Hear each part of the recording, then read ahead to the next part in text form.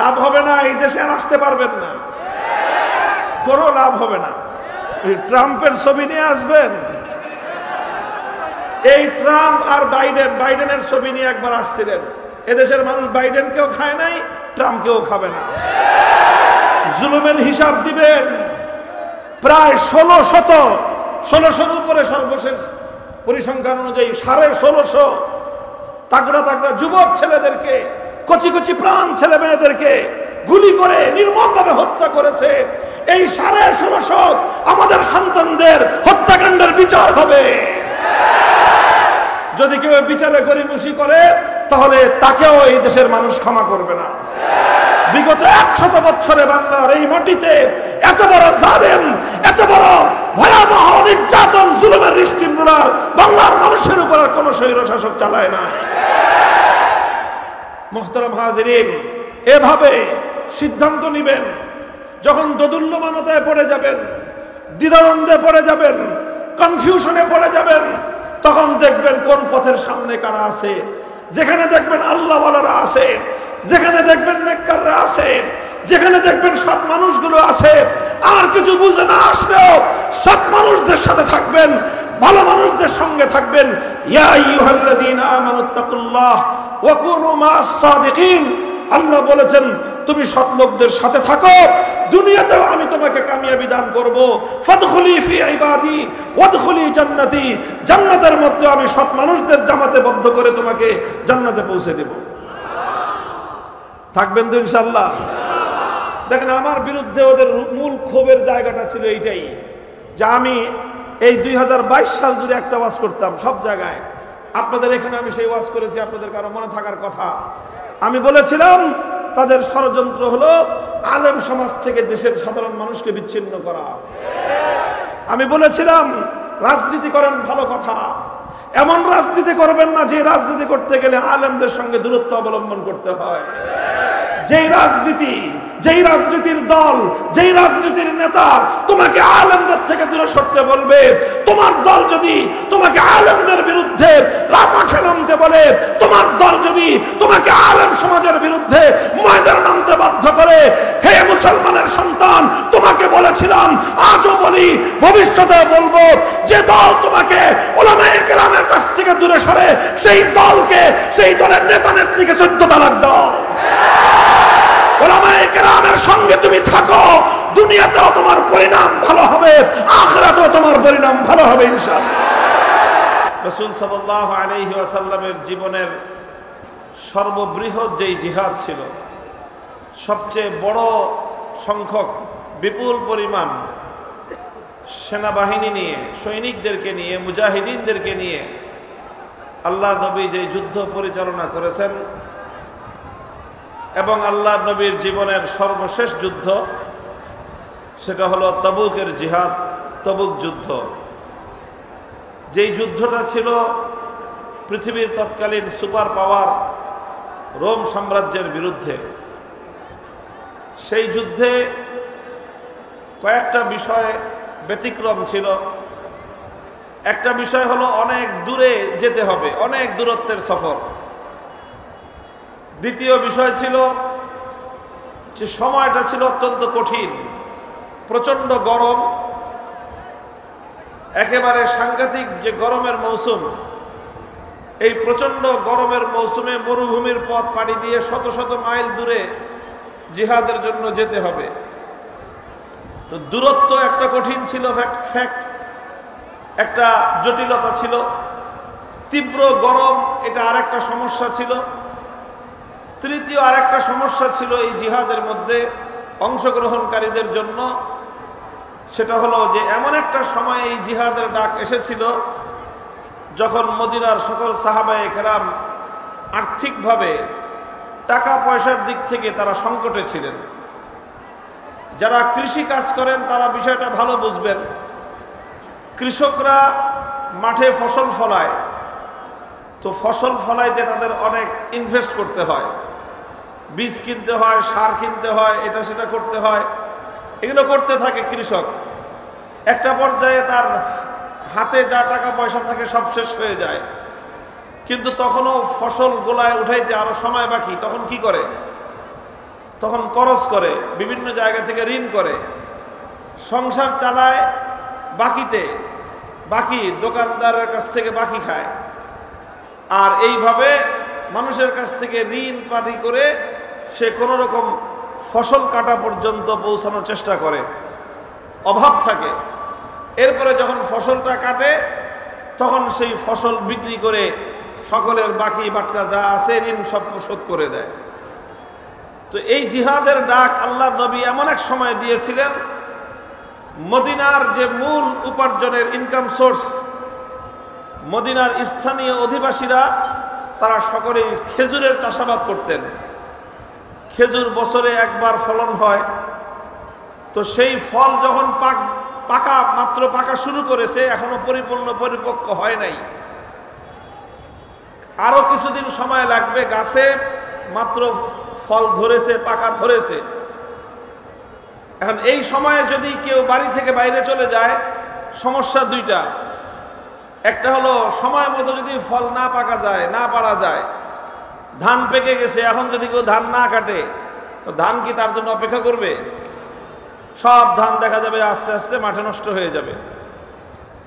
এখন মদিনার সমস্ত খেজুরের বাগানের খেজুর, গাছে গাছে খেজুর ধরেছে, কিন্তু এখনো কাটার সময় হয় নাই। এই সময়ে যদি জিহাদে যায় তাহলে সকলের খেজুরের বাগানের খেজুর নষ্ট হওয়ার সম্ভাবনা আছে। আর হাতে নাই কোনো টাকা পয়সা, জিহাদের সামানপত্র কিনবে কিভাবে? ঘোড়া কিনতে হবে, উট কিনতে হবে, তরবারি কিনতে হবে, লৌহ বর্ম কিনতে হবে, হাতে নাই টাকা, গাছে ফল। এই অবস্থায় যদি জিহাদের সফরে যায় তাহলে বিরাট আর্থিকভাবে অনেক সমস্যা এবং ক্ষতির সম্মুখীন হবে। তিনটা প্রতিকূলতা ছিল, তিনটা বাধা ছিল। কয়টা বাধা? তিনটা বাধা। এক নম্বর হলো সফরের পথ অনেক দূরত্বের, এই দূরত্বের পথ অতিক্রম করতে হবে। দুই নম্বর বাধা হলো তীব্র গরমের সংকট, এই শরীরের মধ্যে গরমের তীব্র দাবদাহে ফসকা পড়ে যায় আরব দেশের গরম, সেই গরমের মধ্যে মরুভূমি ও পাহাড়ের পথ দিয়ে পথ চলতে হবে, দীর্ঘ পথ, 1-2 মাইল না, শত শত মাইল পথ চলতে হবে। আর তিন নম্বর হলো এখন যদি কেউ জিহাদের জন্য সফরে বের হয়, গত বছরের ফসল মায়ের খাবে, আর যত বাকি বাট্টা আছে এই সমস্ত বাকি পরিশোধ করার জন্য তার কঠিন পরিস্থিতির সম্মুখীন হইতে হবে। এই রকম পরিস্থিতিতে আল্লাহর পক্ষ থেকে জিহাদের ঘোষণা আসলো, আল্লাহর নবীর পক্ষ থেকে জিহাদের ডাক আসলো। লাকাদ তাবাল্লাহু আলান নাবিয়্যি ওয়াল মুহাজিরিন ওয়াল আনসার আল্লাযীনা ইত্তাবাউহু ফি সাআতিল উসরা। এইজন্য আল্লাহ বলেছেন যে প্রতিকূলতার সময়ে যারা আল্লাহ এবং তার রাসূলের ডাকে সাড়া দিল, প্রতিকূলতার সময়ে, কঠিন সময়ে যারা আল্লাহ এবং তার রাসূলের ডাকে সাড়া দিয়েছে, আল্লাহ তাদের প্রতি অনেক বেশি অনুরক্ত হয়েছেন, তাদের প্রতি আল্লাহর সন্তুষ্টি অনেক বেশি। বুঝেন না এই কথা? বললে রাগ করেন না। এই যে আপনারা এখন সারা দেশে বাঁধ ভাঙ্গা জোয়ার, আমাদেরকে দেখলে আপনারা খুব উদ্বেলিত হন। এখন হলো আমাদের একটা অনুকূল সময় চলতেছে, ভালো সময়। একটা সময় গেছে আমাদের প্রতিকূলতার সময়, যখন মামুনুল হক নাম উচ্চারণ করা বাংলাদেশের সবচেয়ে বড় অপরাধ ছিল। এই নাম যার ঘরে পাওয়া গেছে তার 14 গোষ্ঠী সহ উদ্ধার করে ছাড়ছে। অসংখ্য মানুষ আমি জানি এমন, কারাগারে বহু যুবকের সাথে দেখা হয়েছে, স্কুলে পড়ে, কলেজে পড়ে, ইউনিভার্সিটিতে পড়ে, মাদ্রাসায় পড়ে, ধরে আনছে পুলিশ, কঠিন মামলা দিয়ে জেল হাজতে চালান করে দিয়েছে। অপরাধ কি? হুজুর অপরাধ কিছুই না। কেউ বলে যে আপনার একটা ওয়াজ শুধু ফেসবুকে শেয়ার করেছিলাম, এই। কেউ বলে যে শুধু একটা কমেন্টে আপনার নাম লিখেছিলাম, এই জন্য। এরকম কিছু মানুষ ছিল দুর্দিনে যারা ওলামায়ে কেরামকে ছেড়ে যায়নি, তবে এত মানুষ ছিল না দুর্দিনে, এত মানুষ ছিল না। মনে রাখবেন, আল্লাহ পাক রব্বুল আলামিন বান্দার আমলের পরিমাপ করেন তার দুর্দিনের সময়ে, কঠিন সময়ে তার আমল কি পরিমাণ, তার সাহস কি পরিমাণ। আল্লাহর দ্বীনের জন্য তার ত্যাগ আর কোরবানি কি পরিমাণ। এই জন্য আজকে আমি বলি আপনাদেরকে, ভালো কথা, এখন আপনারা অনুকূল একটা পরিবেশে দ্বীনের মাহফিলে, কোরআনের মাহফিলে উলামায়ে কেরামের পিছনে জিন্দাবাদের স্লোগান দিচ্ছেন। এটা এখন থেকে পাক্কা নিয়ত করেন যে আল্লাহ যদি আল্লাহ না করুক, আবার যদি কোনোদিন আমাদের উপর বিপদ আসে, আবার যদি কোনোদিন আল্লাহর দ্বীনের পথে কেউ বাধা সৃষ্টি করবার চেষ্টা করে, আবার যদি কেউ আল্লাহর দ্বীনের বিরুদ্ধে আল্লাহর জমিনে কোনো তৎপরতা পরিচালনা করে, অবস্থা যত ভয়াবহ আর যত প্রতিকূলতাই হোক না কেন, জান আর মালের কোনো তোয়াক্কা না করে আল্লাহর দ্বীনের হেফাজতের জন্য আবার মাঠে নেমে পড়ব।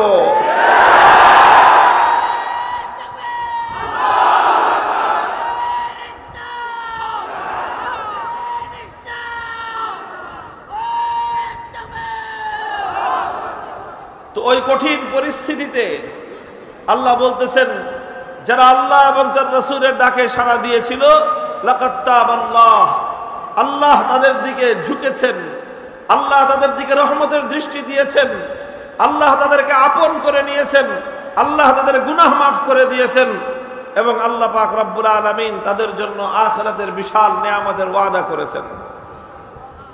এটা হলো একটা মূল ঘটনা। এই ঘটনার আলোকে আমি আর লম্বা কথা ইতিহাস বললাম না, শুধু এতটুকু বললাম, এই তবুকের জিহাদে আবু বকর সিদ্দিক রাদিয়াল্লাহু আনহু এবং হযরত ওসমান রাদিয়াল্লাহু তাআলা আনহু তারা ঐতিহাসিক ভূমিকা পালন করেছিলেন। একটা ঘটনা আমরা সকলেই জানি, আবু বকর সিদ্দিক এবং ওমর ফারুক রাদিয়াল্লাহু আনহুমা আল্লাহর রাস্তায় সাদকা করার জন্য, দান করতে গিয়ে তারা প্রতিযোগিতায় লিপ্ত হয়েছিলেন। হযরত ওমর রাদিয়াল্লাহু আনহু বাড়িতে যা তার সম্পদ ছিল, তার সমস্ত সম্পদের অর্ধেক আল্লাহর নবীর কাছে পেশ করে দিয়েছিলেন। আর মনে মনে তিনি আশা করেছিলেন যে কোনোদিন তো আবু বকর সিদ্দিকের সাথে আমি প্রতিযোগিতায় কুলায় উঠতে পারি না। আজকে এই কঠিন সময়ে আমি আমার জিন্দগির উপার্জিত সমস্ত সম্পত্তির অর্ধেক আল্লাহর রাস্তায় দিয়ে দিলাম। আজকে ইনশাআল্লাহ আমি আবু বকর সিদ্দিকের চেয়ে অগ্রসর হয়ে যাব রাদিয়াল্লাহু আনহু। কিছুক্ষণ পরে আবু বকর সিদ্দিক রাদিয়াল্লাহু আনহু আসলেন আল্লাহর নবীর কাছে। তিনিও তার সম্পত্তি পেশ করলেন। পরিমাণে হযরত ওমরের চেয়ে তার সম্পদ অনেক কম ছিল। আল্লাহর নবী জিজ্ঞাসা করছেন আবু বকর সিদ্দিক রাদিয়াল্লাহু আনহুকে, আবু বকর তুমি কি আনছো আর তোমার পরিবারের জন্য কি রেখে আসছো? তিনি বললেন, জি ইয়া রাসূলুল্লাহ, বাড়িতে গিয়ে আমার জীবনের উপার্জিত সঞ্চিত যা সম্পত্তি ছিল সব আমি আল্লাহ এবং তার রাসূলের জন্য নিয়ে আসছি। যা ছিল সব জমা করে দিলাম আপনার কাছে। তাহলে তোমার পরিবারের জন্য কি রেখে আসছো? তিনি বললেন যে আমার পরিবারের জন্য আমি শুধু আল্লাহ এবং তার রাসূলকে রেখে আসছি। এই সেই জিহাদ, যেই জিহাদের মধ্যে আবু বকর সিদ্দিক রাদিয়াল্লাহু আনহু এইভাবে জীবনের উপার্জিত সমস্ত সম্পত্তি আল্লাহর রাস্তায় কোরবানি করে দিয়েছিলেন। এই জিহাদে হযরত ওসমান রাদিয়াল্লাহু তাআলা আনহু 300 উট এবং এই উটগুলোর বোঝাই করা যত মাল, 300 উট তার পিঠ ভর্তি বোঝাই করা মালামাল সহ জিহাদের জন্য আল্লাহর নবীর কাছে তিনি হাওয়ালা করে দিয়েছেন, আল্লাহর রাস্তায় তিনি দান করে দিয়েছেন। ওসমান রাদিয়াল্লাহু আনহুর এই বিপুল পরিমাণ দান দেখে আল্লাহর নবী এত খুশি হয়েছিলেন, নবীজি সেই দিন ঘোষণা করেছিলেন, মা আলা ওসমান মা আমিলা বাদাল ইয়াউম। ওসমান আজ যা করেছে, আল্লাহ ওসমানের প্রতি এত খুশি হয়েছেন যে আজকের পরে ওসমান যতদিন বেঁচে থাকবে সে কি করলো আর না করলো সেটা দেখার বিষয় নয়। আজকের আমলের দ্বারা সে আল্লাহ এবং তার রাসূলকে রাজি করে নিয়েছে। মুহতারাম হাজিরিন, এটাই কথা। আমি আজকে ইসলামের এই সময়ে বাংলাদেশে আলহামদুলিল্লাহ ইসলামের একটা অনুকূল হাওয়া বইছে, এখন একটা অনুকূল বাতাস প্রবাহিত হচ্ছে। এই সময় আমি আপনাদেরকে দুটো কথা স্মরণ করায় দিতে চাই। এক নম্বর কথা হলো, ওয়াতিলকাল আইয়ামু নুদাবিলুহা বাইনান নাস। আল্লাহ পাক রব্বুল আলামিন বাতাসের গতি সবসময় একজনের পক্ষে রাখেন না। বাতাসের গতি সবসময় একজনের পক্ষে থাকে না।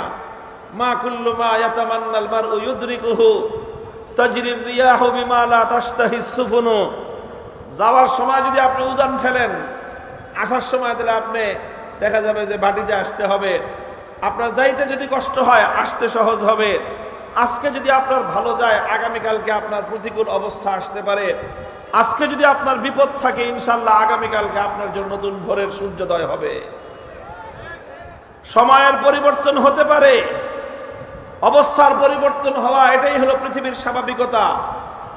যারা এই ক্ষণস্থায়ী দুনিয়ার ক্ষমতা পেয়ে, যারা অল্প কিছুদিনের এই দুনিয়ার মসনদ পেয়ে, দুনিয়ার রাজ্য ক্ষমতা পেয়ে, দুনিয়ার রাষ্ট্র ক্ষমতা পেয়ে ভুলে যায় যে এরও বিপরীত কোনো অবস্থা হতে পারে, যারা সামান্য কিছুদিনের জন্য এই রাষ্ট্র ক্ষমতাকে হাতের মুঠোয় পেয়ে, রাষ্ট্র শক্তিকে নিজের হাতের মুঠোয় ব্যবহার করার সুযোগ পেয়ে ভুলে যায় যে তাদেরও আবার একদিন জনতার কাঠগড়ায় দাঁড় হতে পারে, দাঁড় হওয়া রাখতে পারে। যারা ভুলে যায় যে বাতাস সবসময় নিজের অনুকূলে থাকে না, তাদের কি ধরনের পরিণাম হতে পারে। হে পৃথিবীবাসী, বাংলাদেশের মানুষ আগামী 100 বছর পর্যন্ত শেখ হাসিনার পরিণাম থেকে শিক্ষা নিও, শিক্ষা গ্রহণ করে নিও। আমরা অনেক উপদেশ দিয়েছিলাম, অনেক কল্যাণকামিতার কথা বলেছিলাম। আমরা যত কল্যাণকামিতার কথা বলেছি, আমাদেরকে তত বেশি প্রতিপক্ষ সাব্যস্ত করা হয়েছে। আমরা যত নসিহত করেছি, আমাদেরকে তত শত্রু ভাবা হয়েছে। আমরা যতবার বলেছিলাম যে এভাবে আল্লাহর দ্বীনের বিরুদ্ধে, ইসলামের বিরুদ্ধে, ইসলামের মূল চিন্তা এবং চেতনাকে সমাজ থেকে ভুলুণ্ঠিত করবার এই পায়তারাগুলো বন্ধ করেন, আমরা যতই বলেছি, বিষয়গুলোকে তারা আমাদের জন্য শত্রুতা পোষণ করে আমাদের বিরুদ্ধাচরণ করে গেছেন। মনে করেছিল যে এই ক্ষমতার মসনদ বুঝি আর কোনোদিন তার কাছ থেকে কেউ ছিনিয়ে নিতে পারবে না। মুহতারাম হাজিরিন, ফাআতাহুমুল্লাহু মিন হাইসু লাম ইয়াহতাসিবু, ফাআতাহুমুল্লাহু মিন হাইসু লাম ইয়াহতাসিবু। এরপরে আল্লাহ পাক রব্বুল আলামিন এমন ভাবে পাকড়াও করেছেন যে এইভাবে পাকড়াও হতে পারে কোনোদিন কল্পনাও করে নাই। 5ই আগস্ট সকালবেলাও বুঝে নাই যে কি হইতে যাইতেছে। 12 পদের তরকারি দিয়ে রান্না করেছিল দুপুরের খাবার। কয় পদ? চিন্তা করতে পারেন। অথচ 5ই আগস্টের আগে কমপক্ষে 1 থেকে 1,500 মানুষ বাংলাদেশের মাটিতে নির্মমভাবে হত্যা করা হয়েছে। টেকনাফ থেকে তেতুলিয়া পর্যন্ত ছাত্রদের, শিশুদের, মায়েদের রক্তে আল্লাহর এই জমিন রঞ্জিত। আর সেই জমিনের শাসক 12 পদ দিয়ে সেই রক্তের উপর দাঁড়িয়ে খাবার খাওয়ার জন্য রান্না করা খাবার আয়েশ মেরে, মৌজ মেরে, ফুর্তি করে খাবে, এই ধরনের মানসিকতা সম্পন্ন শাসক ছিল এই মাটিতে। আমাদের কথাগুলো ভুল হলে বলেন যে হ্যাঁ, এই কথাটা আমরা ভুল বলেছি, অন্যায় বলেছি।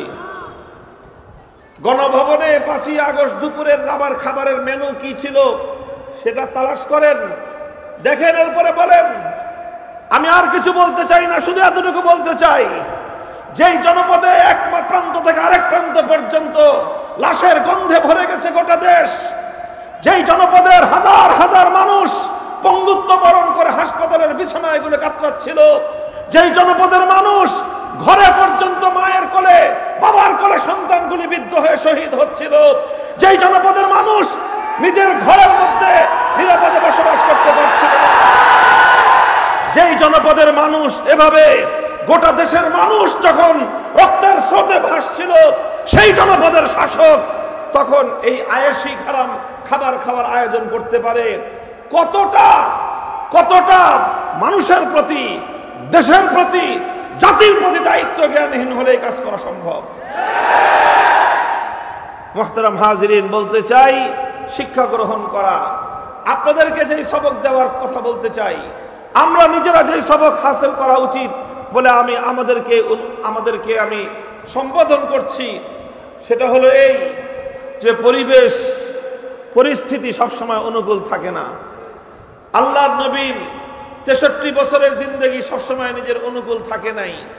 বদরের যুদ্ধে পরিবেশ অনুকূল ছিল, উহুদের যুদ্ধে পরিবেশ উল্টে গেছে, খন্দকের যুদ্ধে পরিবেশ উল্টে গিয়েছে, আবার খায়বারের জিহাদে মুসলমানদের অনুকূল চলে আসছে। পরিবেশ কখনো ওয়াতিলকাল আইয়ামু নুদাবিলুহা বাইনান নাস, আল্লাহ পাক কখনো বাতাস এদিকে প্রবাহিত করবেন তোমার অনুকূলে, কখনো বাতাস প্রবাহিত হবে তোমার প্রতিকূলে। আমাদের জন্য শিক্ষা হলো এই, আল্লাহ না করুন আল্লাহর দ্বীনের জন্য যে কোনো কঠিন পরিস্থিতিতে, যে কোনো প্রতিকূল পরিবেশে, যে কোনো দুর্দণ্ডত্ব প্রতাপশালী যে কোনো শাসকের মুখে, যে কোনো অত্যাচারী জালিমের বুলেটের বুকের সামনে, যে কোনো অন্যায়কারী, যে কোনো খোদাদ্রোহী শক্তি তাগুতের মোকাবেলায় সিনা টান করে আবু সাঈদের মতো দাঁড়িয়ে থাকতে হবে কেবলমাত্র আল্লাহর জন্য, কেবলমাত্র আল্লাহর দ্বীনের জন্য।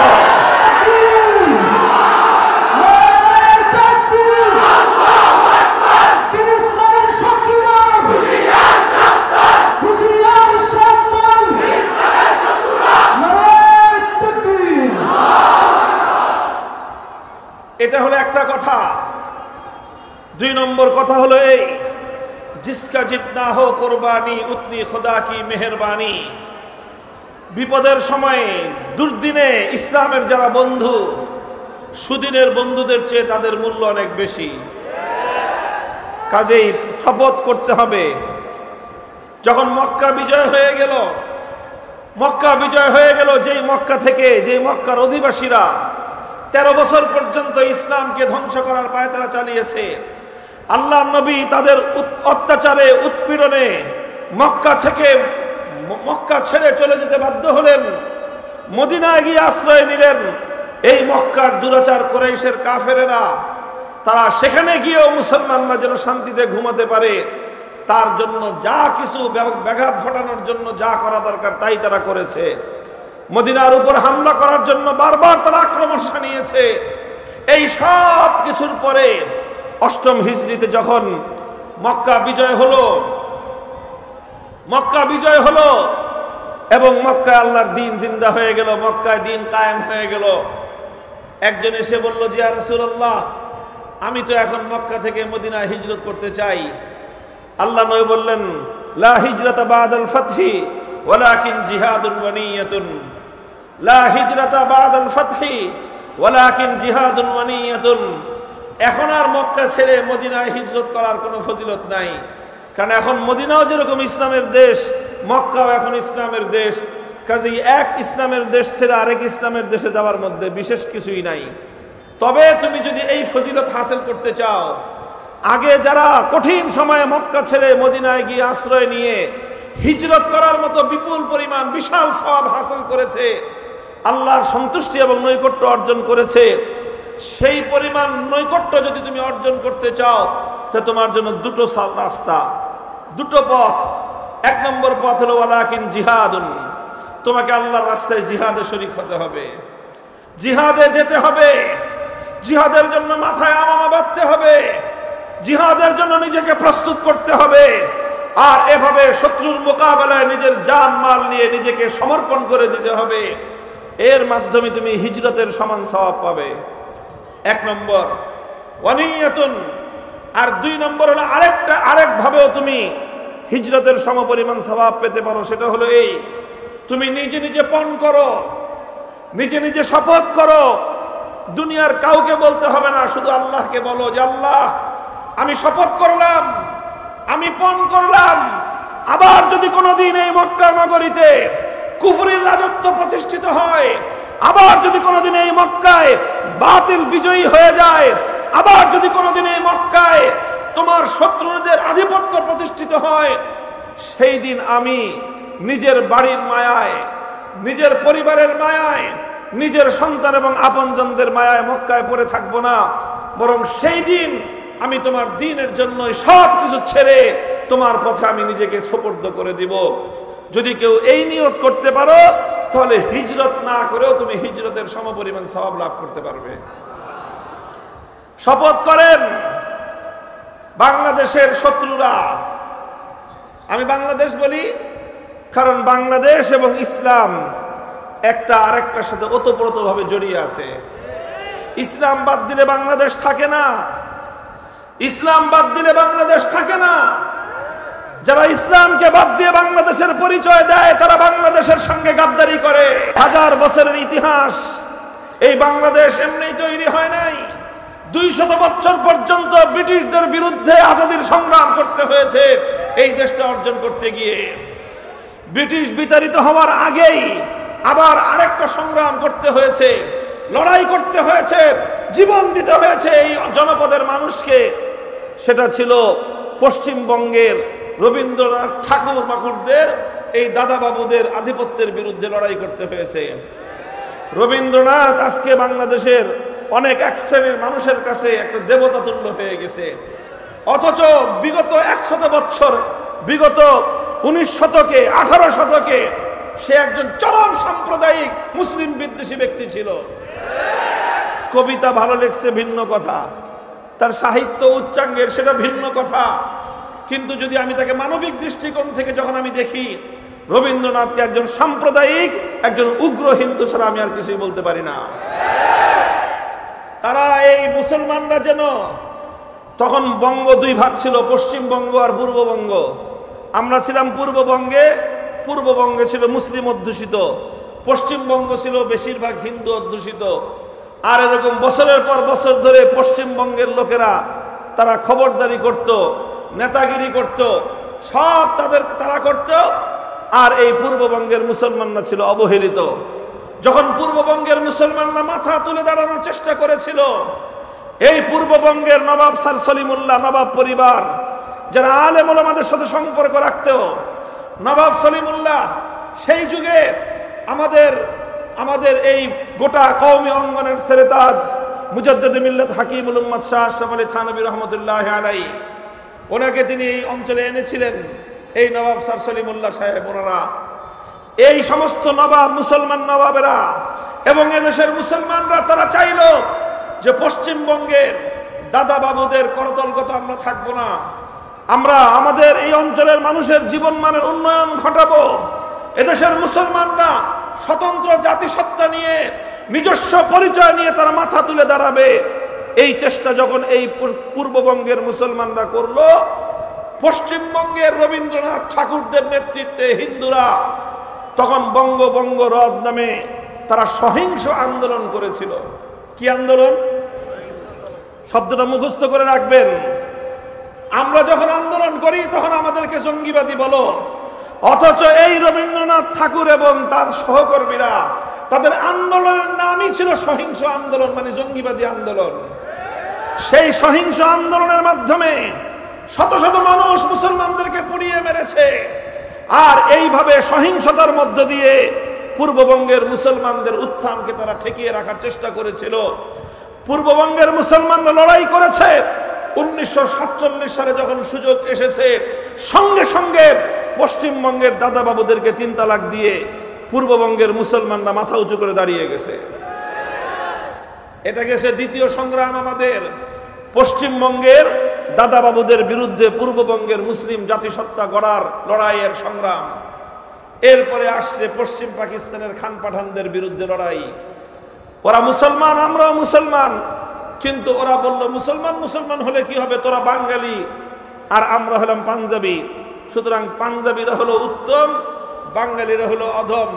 বাঙালিরা হবে গোলাম আর পাঞ্জাবিরা করবে প্রভুত্ব। আমরা তখন পরিষ্কার তাদেরকে বলে দিয়েছিলাম। আমাদের একজন মাওলানা আব্দুল হামিদ খান ভাসানী ছিল, তিনি বলে দিয়েছিলেন, সালাম জানাই দিলাম তোমাদেরকে। তিনি বলেছিলেন, এবং সেই কথা আজও আমরা বলি, আমাদের একজন প্রভু আছে, তিনি কোথায়? আরশের উপর। আমাদের এক প্রভু আরশের উপর, আরশের মালিক আমাদের এক প্রভু। ওই এক আল্লাহ আমাদের রব, আল্লাহ আমাদের প্রভু। এছাড়া আসমান আর জমিনের মধ্যখানে আমাদের আর কোনো প্রভু নাই। কেউ যদি আমাদের দিকে ভ্রাতৃত্বের হাত বাড়িয়ে দেয়, আমরাও তাকে ভাই হিসেবে গ্রহণ করতে প্রস্তুত। কিন্তু কেউ যদি আমাদের দিকে প্রভুত্বের হাত বাড়িয়ে দিতে চায়, আমরা দরিদ্র হতে পারি, দুর্বল হতে পারি, আমাদেরকে দুর্বল ভেবে আমাদের উপর যারা প্রভুত্ব করতে আসে, এ জাতির ইতিহাস হলো সেই প্রভু বনে যাওয়া মাখলুকের হাত ভেঙে আমরা গুড়িয়ে দেই। সেই ইতিহাস আলহামদুলিল্লাহ 2024 সালে বাংলাদেশের বাচ্চা ছেলেরা দেখিয়ে দিয়েছে। আবার এদেশে তোমরা প্রভুত্ব স্থাপন করতে চেয়েছিলা, তোমরা তোমাদের প্রভুত্ব বাস্তবায়ন করতে চেয়েছিলে, এদেশের 4 কোটি ছাত্র জনতাকে তোমরা অপমান করেছিলে। তোমাদের গুটি কয়েক এই অভিজাত পরিবারের সন্তানদেরকে বাদ দিয়ে গোটা বাংলাদেশের খেটে খাওয়া মেহনতি শ্রমিক মজদুরদের সন্তানদেরকে, স্কুল কলেজ মাদ্রাসা ইউনিভার্সিটির সন্তানদেরকে তোমরা তুচ্ছ-তাচ্ছিল্য করেছিলে, রাজাকারের বাচ্চা বলে গালি দিয়ে গোটা বাংলাদেশকে তোমরা অপমান করেছিলে। মনে রাখবেন, এই শিক্ষাটা আমাদের এখান থেকেই।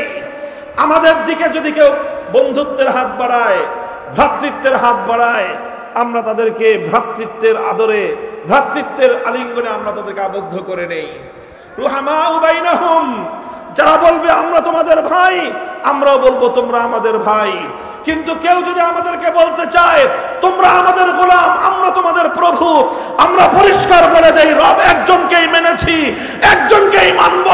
সেই রব ছাড়া যে কেউ আমাদের উপর প্রভুত্ব করতে আসবে, আমরা সেই মাখলুক প্রভুত্বের ফলানেওয়ালাদেরকে হাত ভেঙে গুড়িয়ে দিতে আমাদের এতটুকু বুক কাঁপবে না।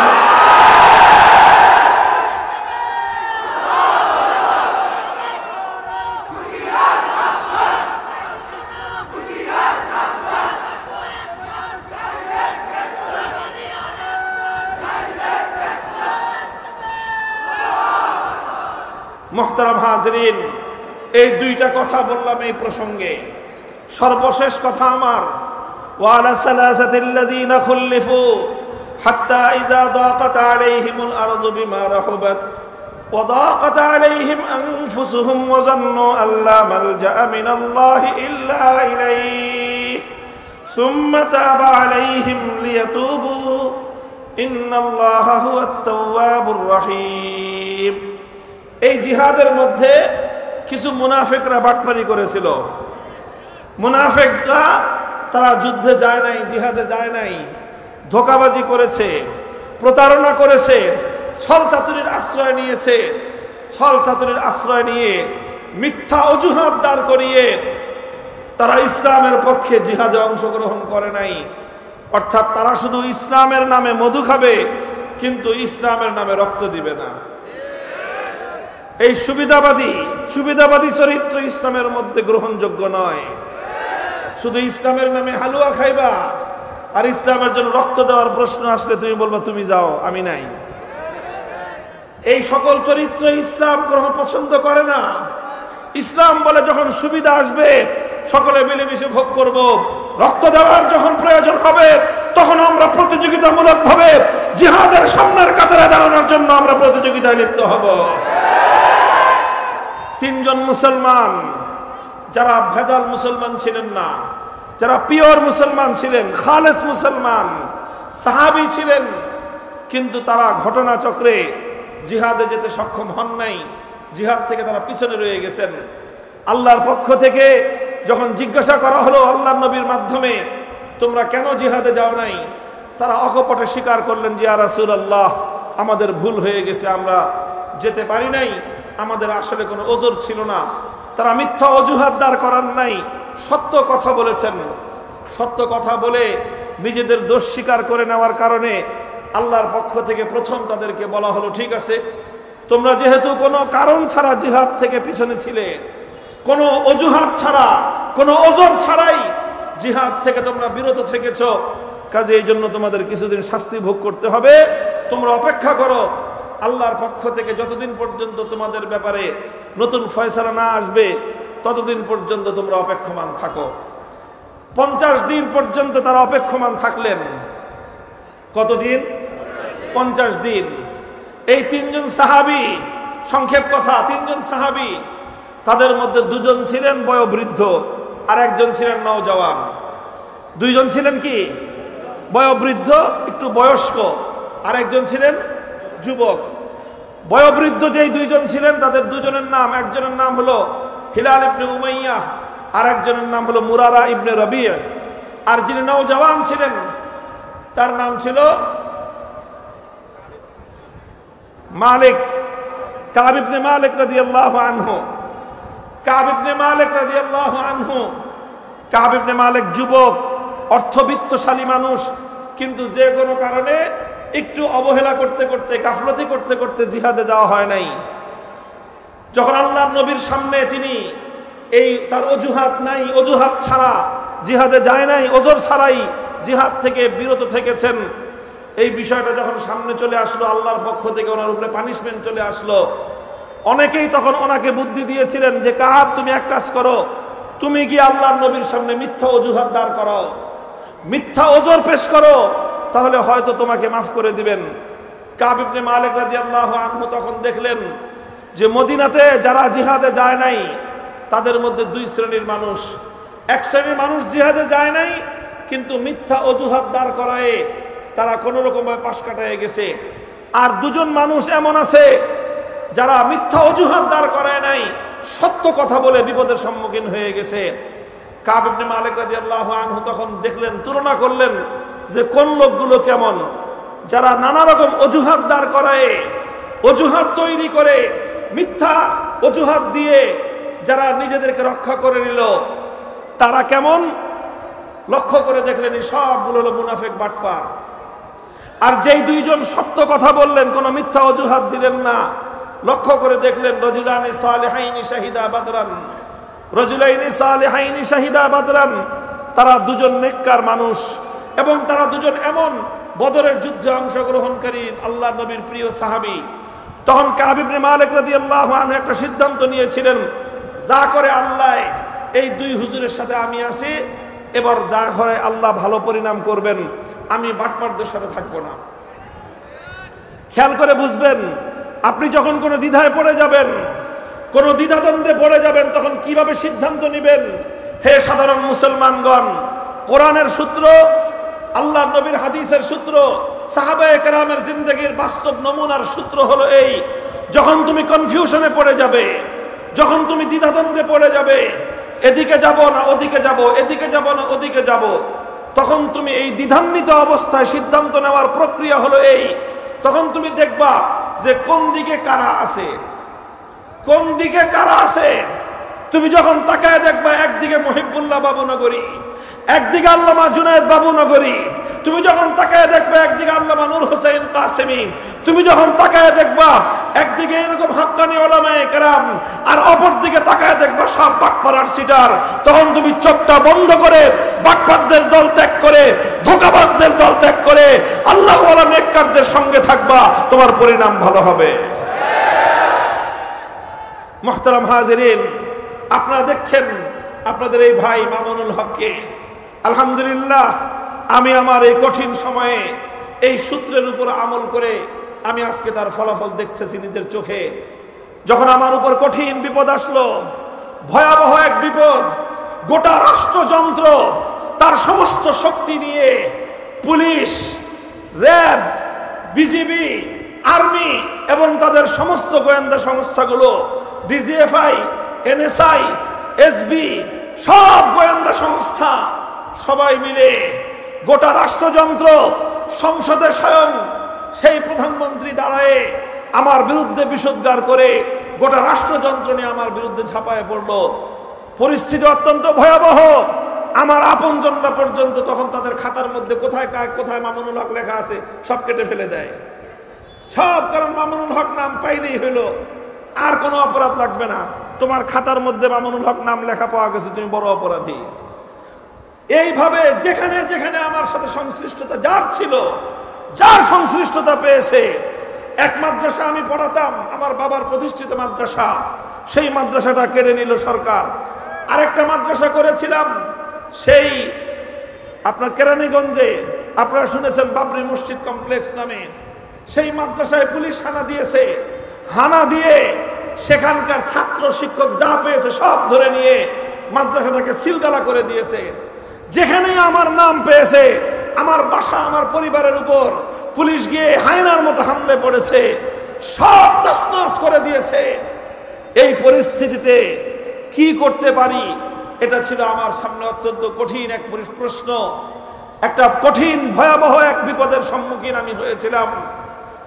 কিছুটা নমনীয় হয়ে তাদের সঙ্গে তালে তাল মিলে কোনোভাবে নিজেকে সেভ করে নিব না কি করব, এই ধরনের পরিস্থিতিতে যখন আমি পড়লাম, তখন দেখলাম যে তিনজনের ব্যাপারে ঠিক একই রকম কঠিন কর্মপন্থা সরকারিভাবে গ্রহণ করা হয়েছে। কয়জন? ঠিক সেই তিনজন। আমার কোরআনের সেই আয়াতের কথা মনে পড়লো যে এখানে -3 ফর্মুলা 2011 না 111 ছিল কি -2 ফর্মুলার কথা শুনছেন 111-এ, আর 2021 সালে ছিল -3 ফর্মুলা। হেফাজতে ইসলামের তিনজনকে মাইনাস করো।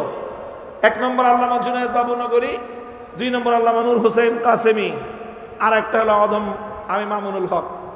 এই তিনজনকে মাইনাস করো, -3 ফর্মুলা। -3 ফর্মুলায় ফেলে আমার 2 বুজুর্গকে শহীদ করে দেওয়া হয়েছে।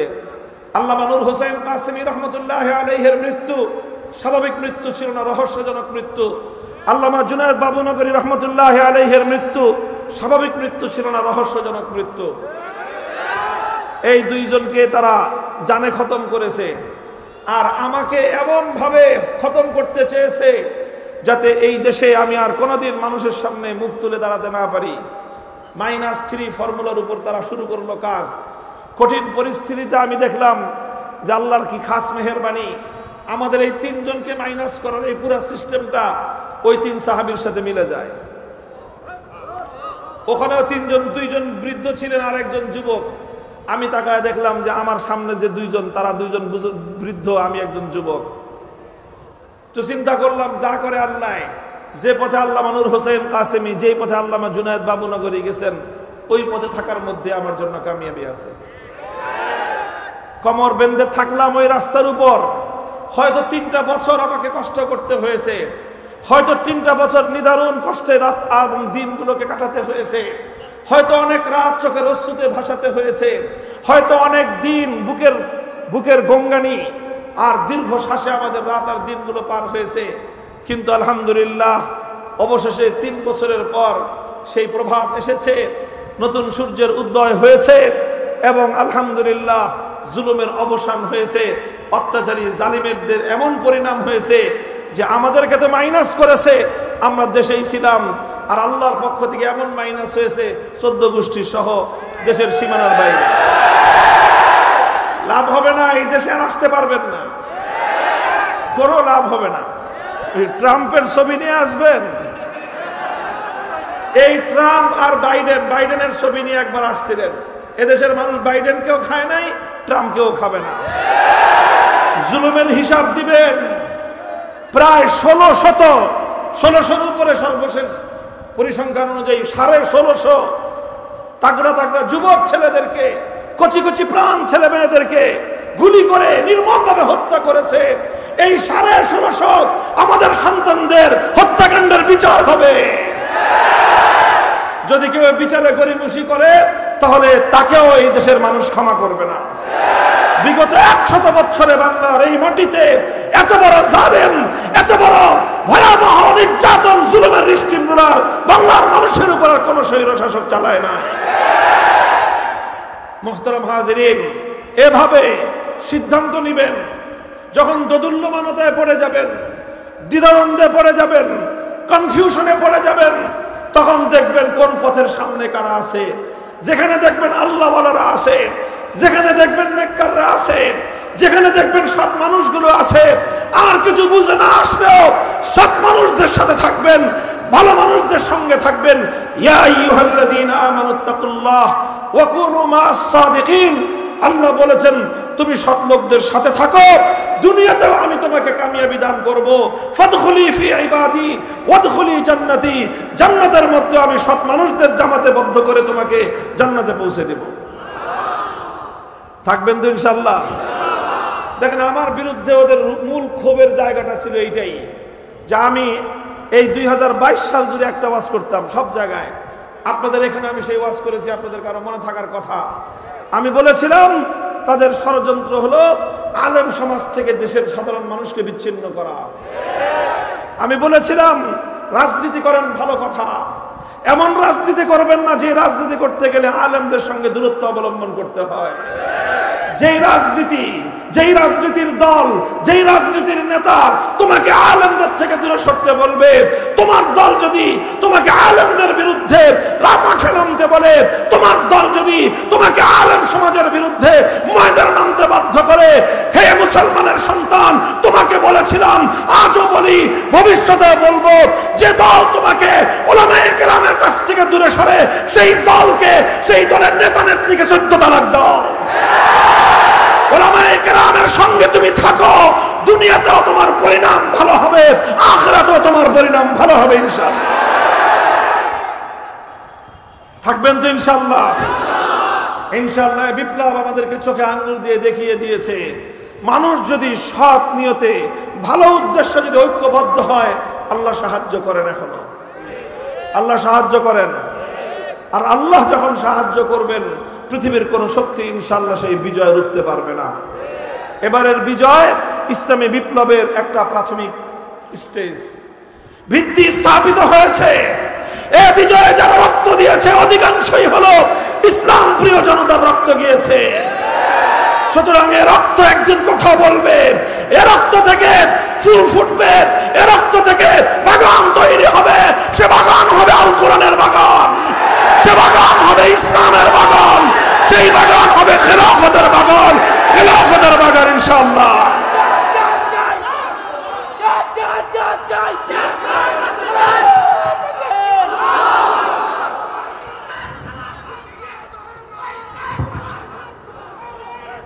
আল্লাহ কবুল করেন, তৌফিক দান করেন। আমার জন্য দোয়া করবেন, আমি যেন যে কথাগুলো বললাম, এই কথার মধ্যে যেন কোনো লৌকিকতা না থাকে। শুধু মানুষকে শোনানোর জন্য, মানুষকে দেখানোর জন্য কোনো কথা, কোনো কাজ যেন আল্লাহ আমার দ্বারা না নেন। যা বলি, যা করি, সেটা যেন আল্লাহর সন্তুষ্টির জন্য, আল্লাহর দ্বীনের কল্যাণের জন্য হয়। আমাকে যেন আল্লাহ পাক রব্বুল আলামিন ভুল পথ থেকে রক্ষা করেন, সঠিক পথে যেন আল্লাহ আমাকে ইস্তেকামতের সাথে, দৃঢ়তার সাথে জীবনের শেষ মুহূর্ত পর্যন্ত অটল অবিচল থাকার তৌফিক দান করেন। আল্লাহ যেন আমাকে আফিয়াতের সাথে রাখেন। ওয়া সাল্লাল্লাহু তাআলা আলা খায়রি খালকিহি মুহাম্মদ ওয়া আলা আলিহি ওয়া আসহাবিহি আজমাইন। সুবহানাল্লাহি ওয়া বিহামদিহি, সুবহানাকাল্লাহুম্মা বিহামদিকা, আশহাদু আন লা ইলাহা ইল্লা আনতা, আস্তাগফিরুকা ওয়া আতুবু ইলাইক।